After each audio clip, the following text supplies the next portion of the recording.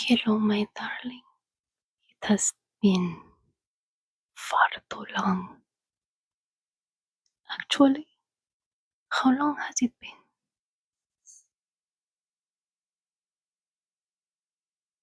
500 years. Oh, that's almost about half my life. Just a little less, you know, because I'm a little over 1,000. You don't need to know exactly, but yes, that's quite a long time. How have you been? Good. Just wanting to relax. Well, perfect. You've come to the right place. You know that my lair is the most quiet, relaxing, dark place that there is. So there's no place better to relax than my cave. So perfect. Would you perhaps want to listen to a story? What kind of story? Oh, that's always a good question. Let me show you what I have, and you will let me know if you are interested. Yeah? Wonderful. Alright. So, today I have a classic that I think you would like. It is called Interview with a Vampire.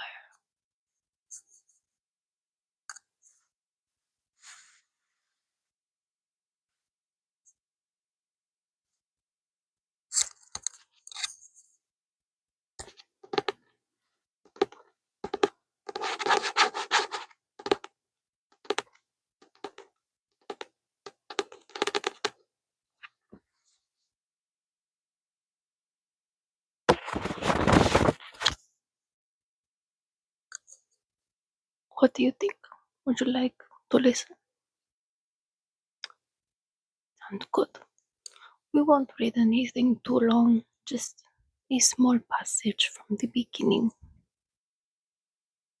Is it anything like the show or the movies? Well, I think that question is better asked the other way around, don't you think?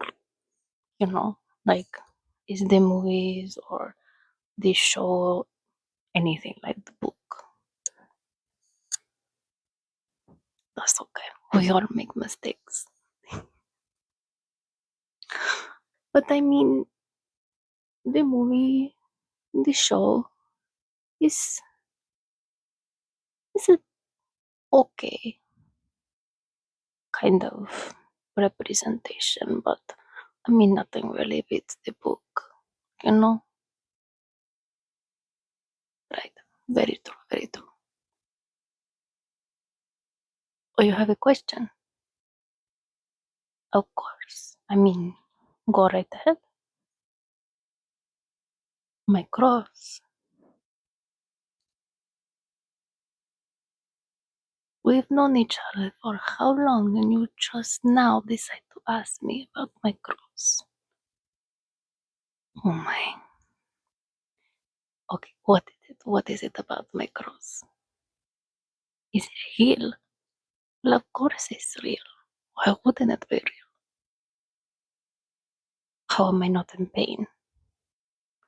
You know, I would think that for someone who's lived quite some time, you would know that crosses don't hurt us.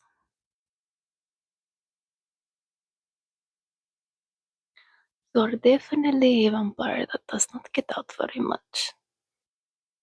And I do mean this very truly, but what kind of rock do you live under? You live in a house. Is that house under a rock? Okay, whatever you say. But No, crosses don't hurt us. You have to remember that we vampires, we are people too, just because we like blood and, to be up at night and asleep during the day. That doesn't mean that, we're evil spirits and you need a cross to get rid of us. Honestly, just say something really stupid and maybe you'll get rid of us. But anyway, no, there's common misconceptions about vampires or some that are kind of twisted. Like for example, garlic, we don't explode or combust or so like an allergic reaction. It's more so kind of like how a dog can't have chocolate. It's kind of the same way for vampires. So yes, it does kill us, but we don't explode or turn to ashes or anything like that. I don't know where that one came from. That one is kind of random. I mean, when we go in the sun, yes, we can explode and turn into ashes, but with garlic, no. It's like someone got their wires crossed, crossed in and out or something. I don't know. But no, we're not evil, unholy spirits. We can wear crosses. It's really just, the garlic in the sun. Aside from that, we're wonderful people if you get to know us. And I mean, remember, just like how we have to be invited in, we also, we have manners. So I mean, we're not animals. I mean, if we have to be invited in, of course, we're not just going to kill you. There are some people who even started asking for consent for blood. I mean, that's kind of interesting, but anyway, I'm getting off topic. So, yes, I can wear my cross. If you want one, let me know. I have one especially made, but this one's mine. So, yeah. But now that we've got some of the pleasantries and the questions out of the way, let me go ahead and read you a passage from Interview with a Vampire. Just a small piece from, the first chapter. Sounds good? Good. I think it's a good way for us to reunite after 500 years, Because, I mean, a lot has changed, so it's good to kind of start things easy, start with books, maybe music, and we can decide if we want to do like the news and what do they call it? Social media. You don't know what social media is? Honestly, it's probably a good thing, you know? In the last 500 years, I mean, was not the best invention. It's good for finding people, but that's about it. When you're hungry in the middle of the night. But let's go ahead and get started. So let me go up and pull a passage from the first chapter, yeah? Alright.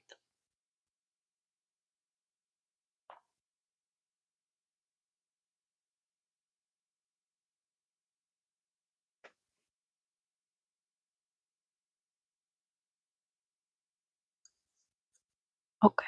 So this first part, it is called part one. But as I mentioned, we're just going to read a small passage just to kind of get us, relaxed a little. I know my room is very nice and dark, but it is technically daytime, so we should be sleeping. So I think that this will help us relax a little bit. We can go to sleep, and then once it is nighttime, whew, the night is ours. But for now, let's relax and then have a nice sleep, yeah? Alright, very nice. So here we go. Part 1. I see, said the vampire thoughtfully, and slowly he walked across the room towards the window. For a long time he stood there against the dim light from the Visadero street and the passing beams of traffic. The boy could see the furnishings of the room more clearly now. The round oak table, the chairs, a wash basin hung on one wall with a mirror. He set his briefcase on the table and waited. But how much tape do you have with you? Asked the vampire, turning now so the boy could see his profile. Enough for the story of a life? Sure, if it's a good life. Sometimes I interview as many as 3 or 4 people a night if I'm lucky, but it has to be a good story. That's only fair, isn't it? Admirably fair, the vampire answered. I would like to tell you the story of my life then. I would like to do that very much. Great, said the boy, and quickly removed the small tape recorder from his briefcase, making a check of the cassette and the batteries. I'm really anxious to hear why you believe this, why you... No, said the vampire abruptly. We can't begin that way. Is your equipment ready? Yes, said the boy. And sit down.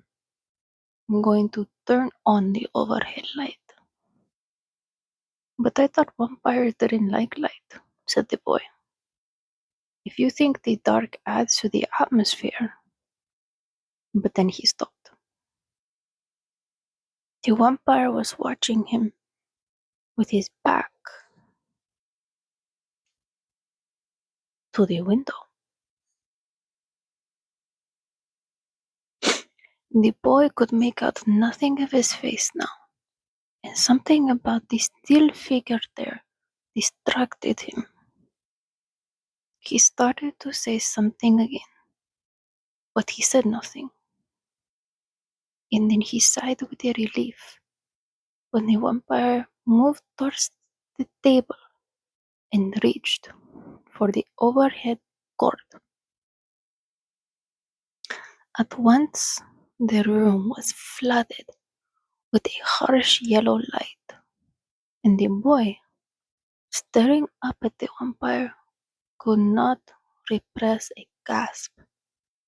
His fingers turned backwards on the table to grasp the edge. Dear God, he whispered, and then he gazed, speechless, at the vampire. The vampire was utterly white and smooth, as if he were sculpted from bleached bone, and his face was as seemingly inanimate as a statue, except for 2 brilliant green eyes that looked down at the table intently, like flames in a skull.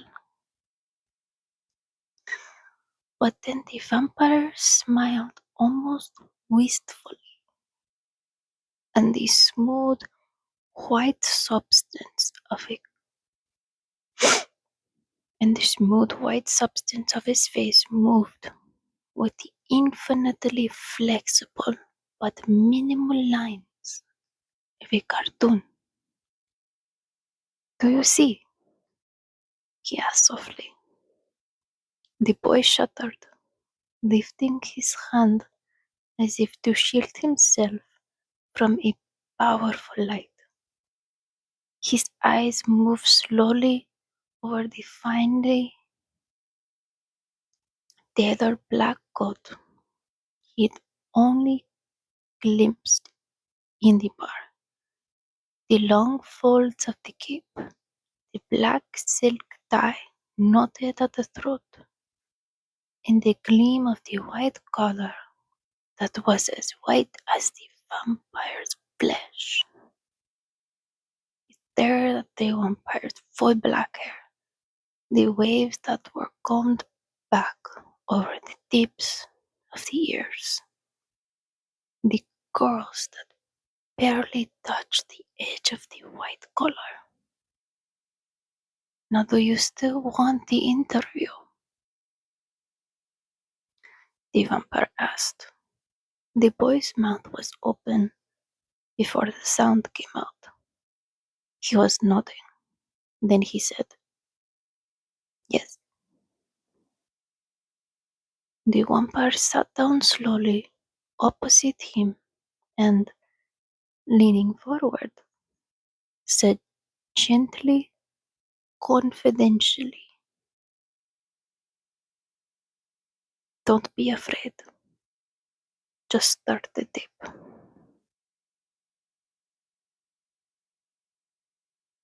And then he reached out over the length of the table. The boy recoiled, sweat running down the sides of his face. The vampire clamped a hand on the boy's shoulder and said, believe me, I won't hurt you. I want this opportunity. It's more important to me than you can realize now. I want you to begin. And he withdrew his hand and sat collected, waiting. Alright, now I'm going to stop there and I'm going to ask you how you are feeling. Good? Calm? Alright. Good, good. Good, yeah. Okay. Now, would you like me to read a little bit more? Or we can stop here and then maybe, read a little bit more at night, when the sun goes down.